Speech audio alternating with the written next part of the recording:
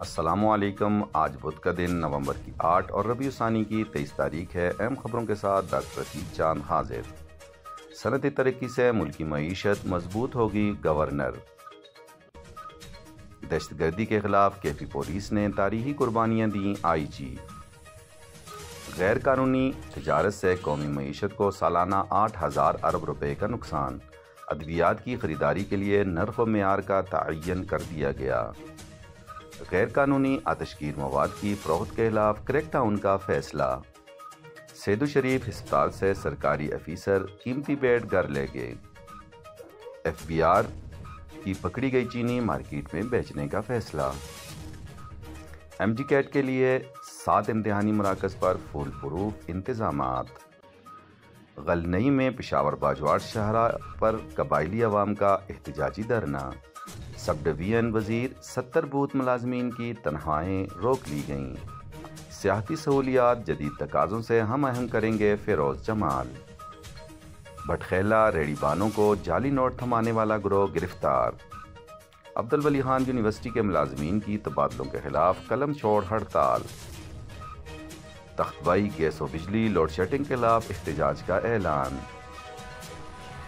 تختبائی 4 ڈکیت گرفتار، 18 موٹر سائیکلیں، 9.5 لاکھ نقدی برآمد۔ گرام فروشی اور ناغے کے روز گوشت فروخت کرنا، 14 افراد گرفتار۔ بجلی چوروں کے خلاف کارروائیوں کے لیے حکمت عملی تیار۔ موسم سرما آغاز پر ہی پشاور کے بیشتر علاقوں میں سوئی گیس نایاب۔ امریکہ کی ہٹ درمی سلامتی کونسل کا ایک اور اجلاس بے نتیجہ ختم۔ گاڑیوں کے محکموں سے پروفیشنل نمبر پلیٹس فوری ہٹانے کا حکم۔ چارسدہ شابڑہ میں رواں ہفتے کے دوران خناق سے 3 طالب علم جاں بحق۔ بارشوں کی پیشن گوئی، صبح و شام کو دھند پڑنے کا بھی امکان۔ مخالفین الیکشن لڑیں، ہم خوش آمدید کہیں گے، آصف زرداری۔ ترقیاتی پروگرام 47 ارب 36 کروڑ کا قرضہ اور گرانٹ ملنے کی امید۔ وفاقی حکومت 29 ارب روپے کے ترقیاتی فنڈ جاری کرے گی۔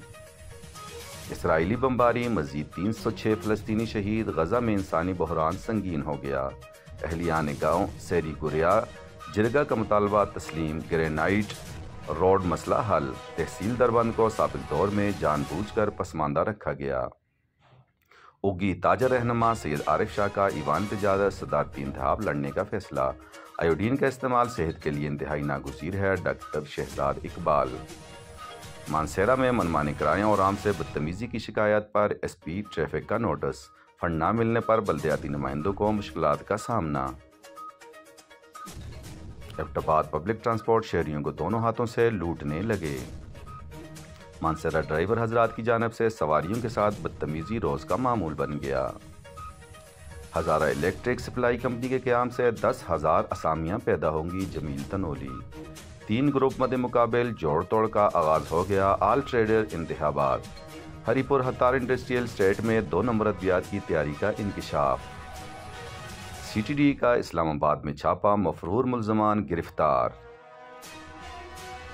پی ٹی آئی کو حیدرآباد کہنے کو تیار ہیں، گرینڈ جرگہ طلب نوابزادہ فرید۔ اسرائیلی بمباری میں مزید 306 فلسطینی شہید، غزہ میں انسانی بحران سنگین ہو گیا۔ مسلم لیگ نون اور ایم کیو ایم کا انتخابی اتحاد کا فیصلہ۔ اب تک اتنا ہی، مزید خبروں کے لیے دیکھتے رہیے آس نیوز۔